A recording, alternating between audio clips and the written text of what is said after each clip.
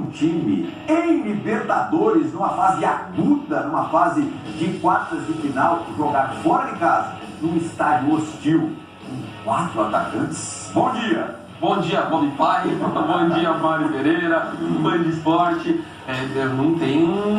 Não é tão comum ver algo como fez o Diniz ontem, né? Mas se trata do Fernando Diniz, é a escolha certa. Eu até achei que deveria ter começado, falei ontem, né? Achei que deveria ter colocado mais um meio-campista. Todo mundo aqui ontem falou. Mas no final ele estava coberto de razão, tanto que o gol do John Kennedy é a prova disso. E parte dessa razão do Diniz, Mário e André, vem de um início de jogo muito bom do Fábio. Vamos dar uma olhadinha no que o Fábio fez no comecinho da partida lá no Defensores El Chaco, lotado, torcida sempre muito presente, sempre muito fanática do Olímpia, desde a recepção do time, fazendo uma festa incrível, mas só camisa e arquibancada, camisa porque são 3 títulos de Libertadores, e a arquibancada cheia não resolve. Não, mas assim, não é exceção, não foi exceção o momento do Fábio, né? Ele faz parte desse time bom do Fluminense que constrói lá na frente e lá atrás se defende muito bem, baita goleiro que tem. E o Fluminense muito consciente do que de fazer, né? Ele passou os 15 minutos de aperto, mas conseguiu muito bem. E a gente falou que não mudou a escalação da ida, mas mudou a forma de jogar, né? Porque é um Arias caindo mais por dentro, o próprio Queiro também jogando mais por dentro, que o jogo pedia mais isso, o Cano saindo muito da referência, e aí o John Kennedy aproveitando o espaço, né? De uma defesa John Kennedy, o nome do jogo. Apesar do Cano ter feito 2 gols e tendo passado a ser o artilheiro da Libertadores, o John Kennedy foi o número 1. E menção honrosa o Felipe Melo também, que fez um baita jogo. André, não, assim, a construção... André bem também. Bem demais, a construção do Fluminense, a maneira como sai, né, do desafogo ali, é um time muito consciente. E aí, no segundo tempo, só travou, apesar de eu ter tomado esse gol aí também num espaço deixado, exatamente. O Fluminense... Samuel deu uma bobeada, né? Samuel Xavier. Deu uma bobeada e isso não vai poder acontecer contra o Inter, tá? Porque o Wanderson por esse lado aí, deita e rola. Boa observação. 5-1 no agregado. Goleadaça. E o que é legal também é que a gente tem individualidades muito fortes, né? O Cano dispensa comentários, os 2 gols e tudo mais, mas é um mata-mata que mostra coadjuvantes sendo protagonistas, que o 9 das oitavas foi o Samuel Xavier, que de fato foi mal no gol do Olímpia. E agora nas quartas o John Kennedy, não só pela atuação dele, como você colocou, eu concordo, Leal, foi o principal nome da partida, mas também por ele ter sido fator de surpresa na escalação do Diniz. Então os coadjuvantes também aparecendo muito bem para decidir a classificação. Que jogador é o Cano, né? 2 chutes, 2 gols. Ele passou o primeiro tempo sem chutar, o segundo ele chutou 2 vezes, mas foi 2 gols. Chegar a 9, né? Na tabela de artilharia da Copa Libertadores, superou o Paulinho do Atlético, ele estava empatado com o Paulinho, ambos com 7 gols, com o detalhe de que o Paulinho jogou a pré-Libertadores, né? Quer dizer, teve mais oportunidade de marcar.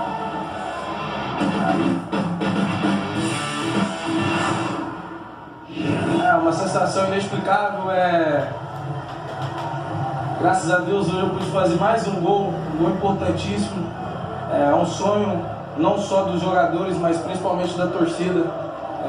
Todo mundo sonha com esse título para a gente entrar para a história.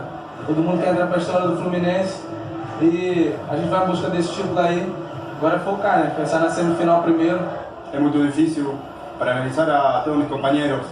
Realmente hoje fizemos o que tínhamos que fazer dentro do campo, trabalhamos muito para esse jogo. Então a gente jogou como venía jugando, mismo funcionamento e deu tudo certo para passar de fase. A gente tinha ciência da dificuldade, principalmente na bola parada, né? Uma equipe forte, com jogadores de qualidade, e a gente sobressaiu ali todo mundo na marcação, mas não deixamos de fazer o nosso jogo. Foi um jogo em que a gente tinha um plano tático diferente, porque a gente sabia, embora fossem os mesmos jogadores, sabia que a postura deles ia ser mais agressiva aqui, eles iam deixando um pouco mais alto. Eles já muito preparados e muito treinados para as bolas aéreas. Tentou evitar ao máximo, mesmo assim eles tiverem chance desse jogo, eles são muito fortes para a gente conseguir neutralizar a maioria deles. E a coisa mais importante foi eles dedicar a marcação e não deixar de jogar. Jogando dentro das características, sabíamos que se a gente tivesse calma e se aproximasse para jogar, a gente ia achar os espaços, como achou, e conseguimos fazer 3 gols. Marcelo, sensacional. Que trabalho do Fernando Diniz no Fluminense. Aí os números da partida de ontem. O Fluminense teve um pouco mais de posse de bola, 52% a 48%.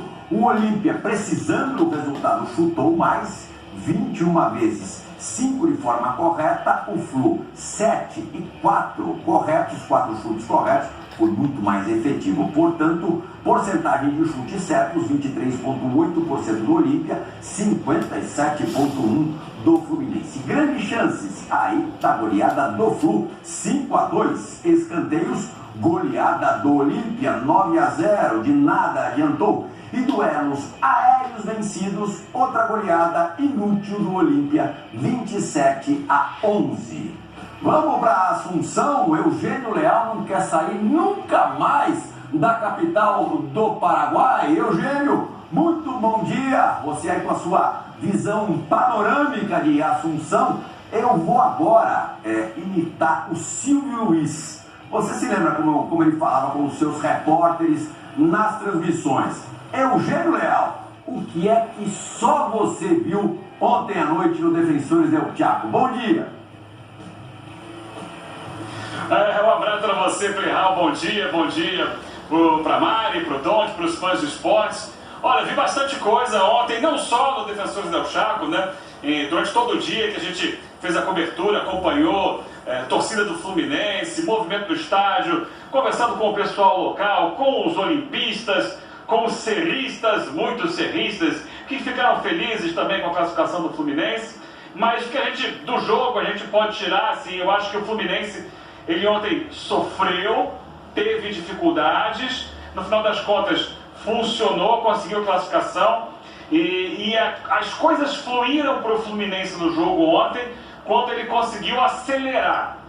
Porque sempre que tentou cadenciar excessivamente o jogo, ele sucumbia à pressão, à intensidade da marcação do Olímpia, que se impunha no aspecto físico sobre o Fluminense, recuperava a bola. No primeiro tempo, o árbitro fazia vista grossa para muitas faltas que o Olímpia cometia e o Fluminense teve dificuldades. No segundo tempo, as coisas melhoraram um pouco, e aí começaram a surgir os amarelos para o time do Olímpia, e a partir daí o jogo do Fluminense fluiu, especialmente quando acelerava, quando pegava essa bola e partia de forma vertical para o ataque. Uma classificação histórica, há 15 anos o Fluminense não chegava a uma semifinal de Libertadores, a última foi em 2008, quando o Fluminense chegou à decisão e perdeu na final para a LDU de Quito. O Fluminense, é bom lembrar, ficou 8 anos sem disputar Libertadores, de 2013 até 2021, voltou com essa atual gestão, não era ainda o Diniz, mas a diretoria do Fluminense era essa, e vem crescendo. Ano passado caiu na fase preliminar para esse mesmo Olímpia. E essa classificação de ontem, além de voltar 15 anos, levar de novo o Fluminense a uma semifinal, ela apaga o fantasma do Defensores del Chaco, porque o Fluminense tinha caído aqui em 2011 para o Libertad, 2013 e 2022 para o Olímpia, e consegue enfim se classificar. Não à toa no final, Plihal, a torcida gritou: o defensor é nosso, haha, uhu. Enfim, o Flu conquistou a Assunção.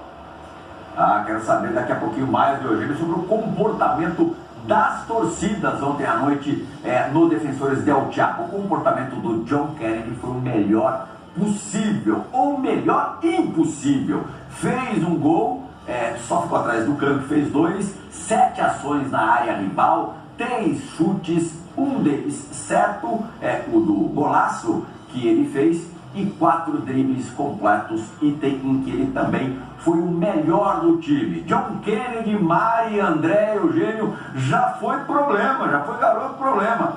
Virou super solução, Mari. Passa pelo Diniz, né? Passa muito pela gestão de grupo do Fernando Diniz, gestão de pessoas. Ele fala muito sobre isso, né? Sobre recuperar jogadores através desse processo. É muito também o que o Abel faz, né?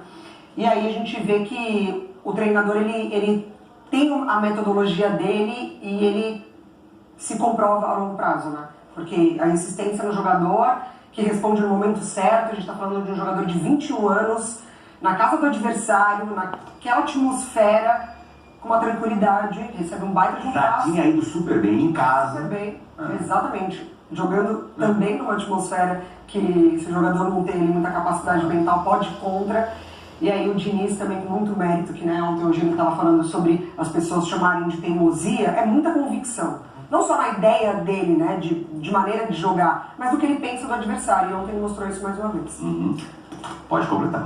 Eu ia colocar que, vamos lembrar que no começo do ano, ele estava emprestado para a Ferroviária, rebaixado no Paulista, mas individualmente foi muito bem. Então, assim, foi um processo muito importante mesmo, dessa saída, do retorno dele ao Fluminense. E, cara, sendo um cara importantíssimo, eu concordo muito com o que a Mari colocou em relação à importância do Diniz e até no aspecto do jogo, porque aqueles números que a gente mostrou me chamam a atenção, eles ter sido líder de ações na área rival, mesmo tendo o Cano ao lado dele. Mostra como foi a estratégia dele ser um cara muito mais agudo, pensando na forma como o Olímpia jogaria. Então acho que também tem a questão de toda a recuperação dele, diz muito sobre a temporada do John Kennedy, mas também diz muito sobre a estratégia do Diniz para esse jogo. Eugênio, essa formação com 4 jogadores mais agudos, 4 atacantes, mesmo atuando fora de casa, você imagina que, acho que nem imagina, né? Conhecendo o Diniz como a gente conhece, ele não vai deixar de fazer na semifinal não, né? O Inter se prepare, que se cuide. Se ele não deixou de fazer ontem, né? Todo mundo imaginava que, e eu na época, né, no jogo de ida do Maracanã, eu defendi, não, o Kennedy no ataque, por quê? Porque o Olímpia jogava com uma linha de 5 na defesa. A gente sabia que era necessário ter mais gente perto da área. Funcionou no jogo de ida, mas imaginava que para o jogo da volta o Fluminense preencheria melhor o meio campo. Não, ele manteve a mesma escalação, porém com uma postura um pouco diferente. O Fluminense ontem, ele deu um pouco mais de posicionamento defensivo ao Arias, ao Keno, então ele dobrou marcação pelos lados do campo. No momento que essa dobra de marcação não aconteceu, saiu o gol do Olímpia, né? Porque o Arias naquele momento, naquela jogada especificamente, deixou o Samuel Xavier sozinho, então eram 2 do Olímpia contra 1 do Fluminense, acabou saindo o gol, mas ao longo do jogo estava funcionando e funcionou no geral muito bem isso. E aí a estratégia ontem o Olímpia não tinha o terceiro zagueiro, então ficou 2 atacantes do Fluminense contra 2 zagueiros do Olímpia. E o Diniz falou aí na coletiva, né? Em algum momento o espaço apareceria. A questão é garantir lá atrás até que esse espaço aparecesse. E o espaço apareceu quando o André começou a verticalizar mais o passe e fazer essa bola chegar nas costas da defesa para a velocidade, para explorar a velocidade do Kennedy. Não tenho certeza se vai ser assim daqui até os jogos com o Inter. As coisas vão mudando, o futebol é muito dinâmico, né? E ele pode encontrar algumas outras soluções. Acho que daqui até lá, por exemplo, tem 2 mudanças já para ele fazer no time. A volta do Marcelo e a volta do Alexander. Ele vai ter que encaixar esses 2. O Marcelo é muito fácil, saiu o Diogo Barbosa. E o Alexander entra na vaga de quem? Se continuar com os 2 atacantes. Sai o Ganso?